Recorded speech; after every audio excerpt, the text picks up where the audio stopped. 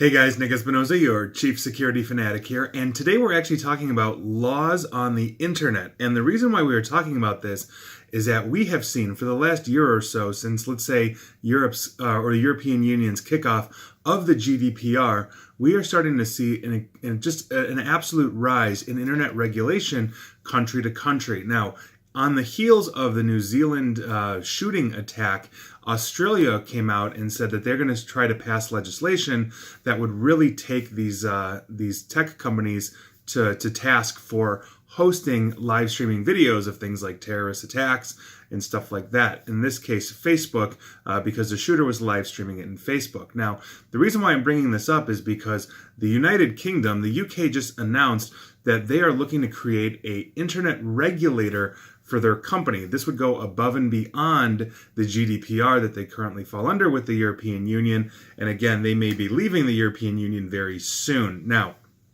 this is actually interesting.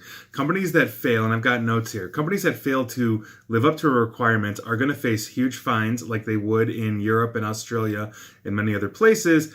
And like Australia, in the UK, senior directors who are proven to have negligence in their responsibilities to police this stuff may also be held personally liable. They could also find their website blocked throughout the United Kingdom. Now, some of the reasons why one of these companies like a Facebook or Google, etc., would be privy to this is for a couple of different things. That would be inciting violence and spreading violent content on their website, including terrorism, encouraging self-harm or suicide, the spread of disinformation and fake news, cyberbullying, children accessing inappropriate material, and child exploitation and abuse content. Now, on top of the major social media networks, the UK is taking it one step further. So above and beyond like Facebook, YouTube, Twitter, etc. Basically, if you're on a file hosting site, like let's say a Dropbox, for example, or one of Dropbox's competitors, let's say you run an online forum for whatever it is you're into, or messaging services and search engines as well. And so you could be running a very small message board that, let's say, pertains to one specific thing. I don't know, classic cars, whatever your thing is. And let's say it gets pervasive with terrorist communication, you are liable for that, which I think in some ways makes absolute sense. But one of the things that we have is a line that we don't necessarily know where that is.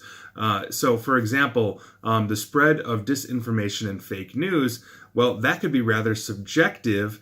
And so how's the UK going to handle that? Is there a standard for, let's say, which publications are considered real and which are fake, and then those publications are no longer allowed to be published? Is it case-by-case basis? Is it based on user complaints? In which case, let's say you have somebody who's very much on the right or very much on the left complaining about the opposite spectrum's news source or anything like that. Maybe it's all fake. I have no idea.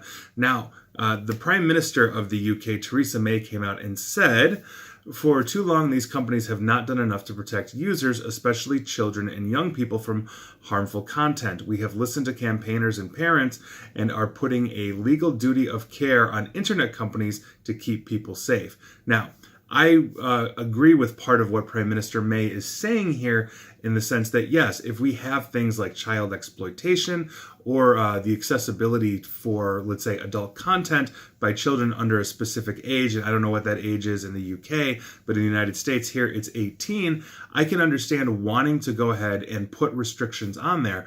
But again, some of these are subjective. Now, we also know, though, that we have a major policing problem in Facebook and other large social media platforms because stuff slips through all the time. A couple of years ago, cybersecurity researcher Brian Krebs posted an article about basically hackers and scammers using Facebook groups to sell things like software, like malware, hacking utilities, all this kind of stuff. And when he broke that, Facebook said, well, we're going to clamp down on this and do everything. Well, a recent report has just come out in the last few days or so that basically says Talos Security, that's the research group by Cisco, found 74 Facebook groups that were there to basically buy and sell hacking utilities, stolen information, spam services, all this kind of stuff. And if you think, well, they just got sneakier, Nick, they're not using the term spam professional or spammer and hacker professional. Those are literally 2 of the 72 groups, not to mention Facebook Hack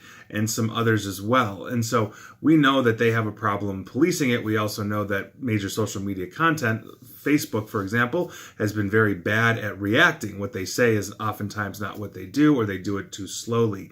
And so we do have an issue with this here, but I'm curious to know where that line is and what you guys think about that, because if we have a whole bunch of countries going and saying, okay, well, we're all going to ding you for 4% of this, and then that even begs the question, man, I'm just hot jazzing here at this point, but think about this.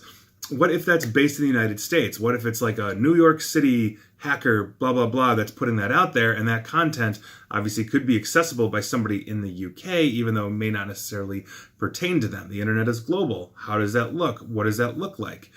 So with that, I find it absolutely interesting. And I could see in the future where large corporations like Facebook or Twitter, etc., become Facebook America, Facebook UK, Facebook Australia, Facebook Japan, and they have a whole bunch of different subsidiaries on one platform, in which case if one of them gets hit, it doesn't affect the global revenue of the entire company, which is something Australia was trying to do. So I think that we are opening up a can of worms here, and while I think some regulation is needed, what they are proposing is basically 200 different countries doing 200 different things, and I don't think that's going to fly overall. That's going to make it very hard just for standard commerce on the internet as well. So take that for what it's worth, and that is your news of the day.